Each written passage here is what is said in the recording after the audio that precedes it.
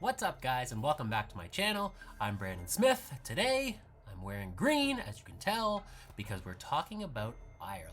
And I thought it was fitting. Since we're talking about Ireland, wearing green, it all makes sense. Let's get into it. Today is Friday, December 8th, 2000.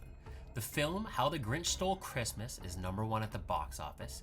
Independent Women by the iconic Destiny's Child is #1 on the Billboard charts. And in just 4 days, the United States Supreme Court will rule that the recount of the 2000 presidential election in Florida be halted and certify George W. Bush as the winner of the election. In Dublin, Ireland, 22-year-old Trevor Deely finishes his tea and arms himself with an umbrella. There is a storm going on outside. At the same time, a man dressed in all black waits at the exterior gate. His purpose there? Unknown. A CCTV camera captures Trevor leaving the bank en route to his apartment. Seconds later, the man in black is seen walking along the same path. The mystery man will never be identified, and Trevor will never be seen again. This day in mystery.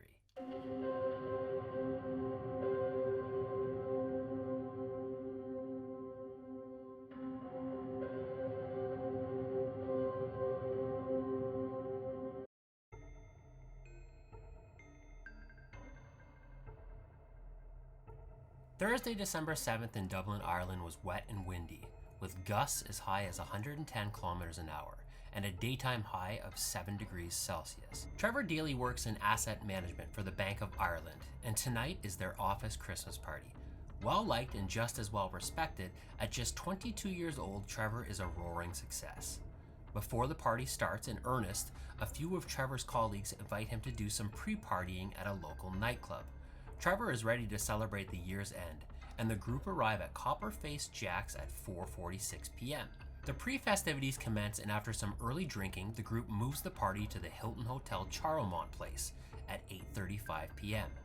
This is where the actual Christmas party will take place. The co-workers and their loved ones continue to celebrate into the early morning of December 8th. With the jubilation at the Hilton Hotel ending, Trevor and some others are not ready to call it a night. The party continues, but the location changes. Trevor and the revelers arrive at Buck Whaley's on Lower Leeson Street at 1:43 a.m. Meanwhile, in a different part of Dublin at 3:05 a.m., a man dressed in a heavy black felt overcoat, black hoodie, black knit toque, and black patent leather shoes ominously approaches the security gate of Trevor's bank. The party rages on, but Trevor is now finally beat. He must work tomorrow, so he decides it's time to shut it down for the night. He leaves Buck Whaley's at 3:25 a.m. Just down the road is Trevor's office. He has some things to collect from work to prepare himself for his next shift. Trevor arrives at the Bank of Ireland at 3:35 a.m. It is here that Trevor first meets with the man in black. Trevor and the man in black appear to share a few words, and the audio-less exchange seems mundane and trivial, but polite. Trevor enters the code for the gate and gains access. The wrought iron closes behind him as the man in black resumes his vigil. Inside the bank now, Trevor dries off and logs into his computer. At 3:37 a.m., 2 more different men arrive at the security gate and loiter just to either side of the man in black. Carl Pender, a colleague of Trevor's, is working the night shift. Each make a cup of tea for themselves and discuss the office party. Trevor seems to be in high spirits. It is obvious to Carl that Trevor has been drinking, but he does not seem overly impaired. Trevor checks his emails and makes himself a note of things to do at work the following morning. 3:49 a.m. now, and back outside the bank, the original man in black leaves his post at the security gate and disappears from CCTV footage. Back inside, Trevor says goodbye to Carl and grabs his umbrella. The rain shows no sign of relenting, and what's worse is there's a taxi strike in Dublin. Public transportation is not an option at this hour, so Trevor has no choice but to walk back to his Ballsbridge flat. At 4:03 a.m., Trevor leaves the office. He walks past the 2 secondary men who remain at the gate and south on Leeson Street towards Serpentine Avenue, where his apartment is. At 4:06 a.m., he calls his friend Glenn Cullen in Naas, County Kildare. Glenn is sound asleep, so Trevor leaves a message. Hi Glenn, I missed you there. Just on my way home. All going good. I'll talk to you tomorrow. He nears the umbrella to his head and bristles against the onslaught of rain. Nearing his apartment now, he soldiers on. At 4:14 a.m., CCTV footage shows Deely walking past the Allied Irish Bank on the corner of Bagot Street Bridge and Haddington Road. This is the last time Trevor will ever be seen. 7 seconds after Trevor exits the screen, a man in black enters.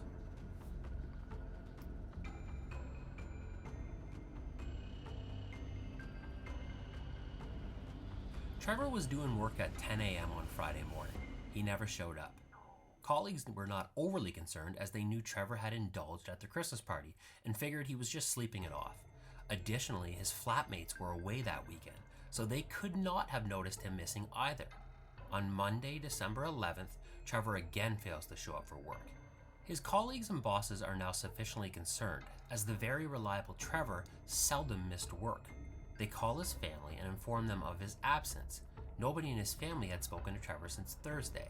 As such, Trevor is reported missing, and the search begins.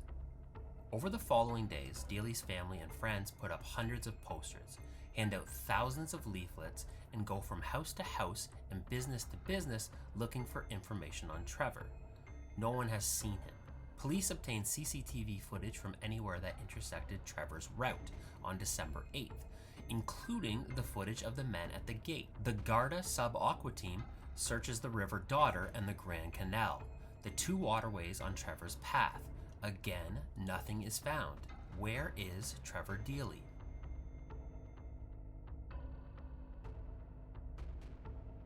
Just weeks before he went missing, Trevor had flown to Alaska in the United States to meet up with a woman he had met over the summer. On November 24th, Trevor phoned the woman in Alaska and said he had managed to get a discount rate on a last-minute flight from a flight attendant friend of his, and he was flying in to see her. Trevor arrived in Alaska that night and stayed the weekend. Accounts of this weekend range from the two having no contact whatsoever to the two having a romantic interlude. Authorities thought the lead was intriguing enough to warrant a trip to Alaska. After meeting with the woman, they were convinced that she had nothing to do with Trevor's disappearance. Trevor's sisters also wanted to meet with the woman, so they too flew to Alaska. After meeting with the woman, Trevor's sisters were less sure than the police of the woman's lack of involvement in their brother's disappearance. They left the US with very mixed feelings.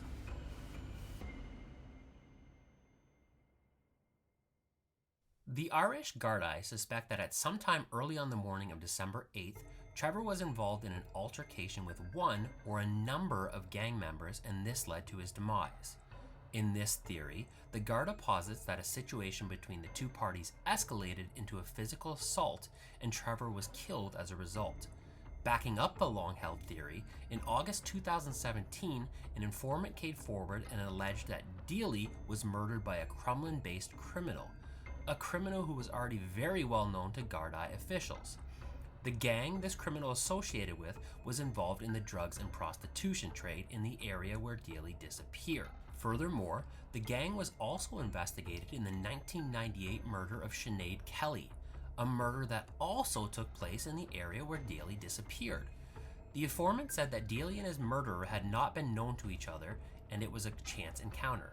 The informant also said that Deely was buried in a 3-acre secluded area in the Dublin suburb of Chapelizod, about 8 kilometers from where Trevor was last seen.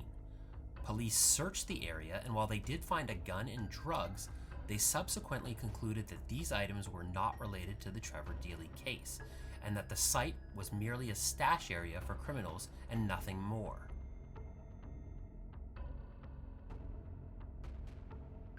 But what about the man in black?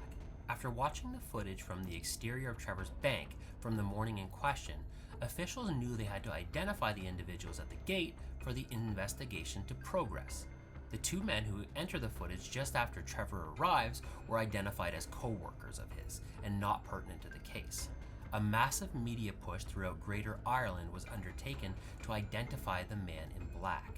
Police were unsure whether or not this man was known to Trevor or a stranger, as little can be gleaned from their meeting outside the bank. Also, very little details could be ascertained from the grainy, distant footage. He was probably white, about 6 feet tall, and of average weight. All in all, a very average description for any Irish man. Police weren't even originally sure if the man in the AIB footage of Trevor on the way home was the same man as the man at the gate. However, in December 2016, the video was enhanced and released to the public. At this time, the Gardaí announced that they were relatively certain the two were in fact the same.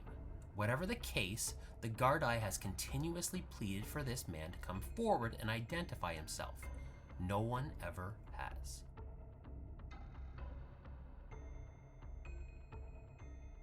Alright, so here's what I think happened.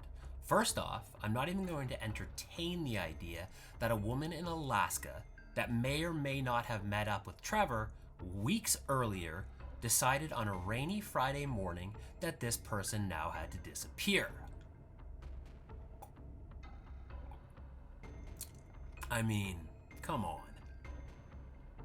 Additionally, the Gardaí's determination that Trevor was killed by random gang-affiliated passerbys also leaves a lot to be desired for me. Criminals usually rob, kill, and then leave. They usually don't take the time to remove the victim. Could they have thrown him in a nearby body of water? Sure, but I think his body would have been found by now, or at least some evidence of an assault. Secondly, it is well documented that gangs usually don't kill civilians. Sure, they can sometimes become victims indirectly through accident or association, but Trevor was alone that night. Furthermore, Trevor wasn't the type to start a fight. He was unassuming. I believe that even in a worst-case scenario version of events, he could have safely removed himself from the situation. And if not, again, some sort of physical evidence would have remained to indicate a fight. There was nothing. He just disappeared. So what does that leave us with? It leaves us with what I think actually happened. At some point leading up to the Christmas party, Trevor upsets a colleague in some way. Whether the reasons are personal or pertaining to the bank, this individual has decided that Trevor has to disappear. This sets in motion the events of December 8th. The person hires a professional, a hitman. At the Christmas party, the person who hired the hitman stays close to Trevor, even following him to Buck Whaley's at the conclusion of the staff party.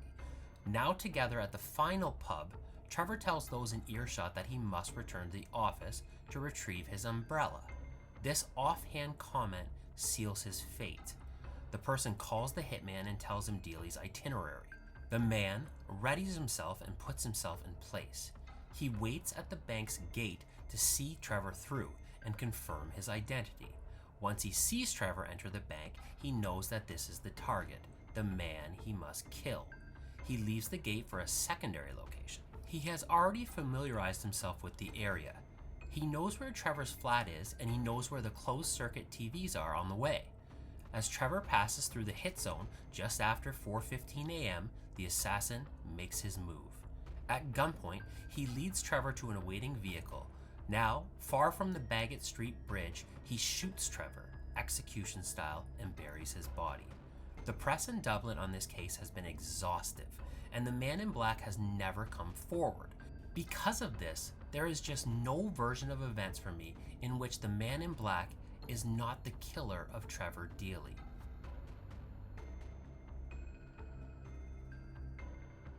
Trevor Deely's brother Mark still meets with Gardaí to discuss updates on the case. He says that after all these years, the man in black still keeps me awake at night. I would do anything to know who this person is. In 2019, Gardaí said they followed up on 70 new lines of inquiry, but none of them yielded any substantive developments. There is a £100,000 reward being offered in the case, and cops say the investigation still remains active. The family hopes that one person will search their conscience and come forward, giving peace to a family that will never stop searching. Thank you for listening to the story of Trevor Deely. Please like and subscribe. Before I go, please know that you are a wonderful individual who is capable of good. If you are struggling for any reason right now, as a lot of us are, please remember that we are in this together, and you are here for a reason. Please be kind to yourself and those you come in contact with. I'm Brandon Smith, and I'll see you next time.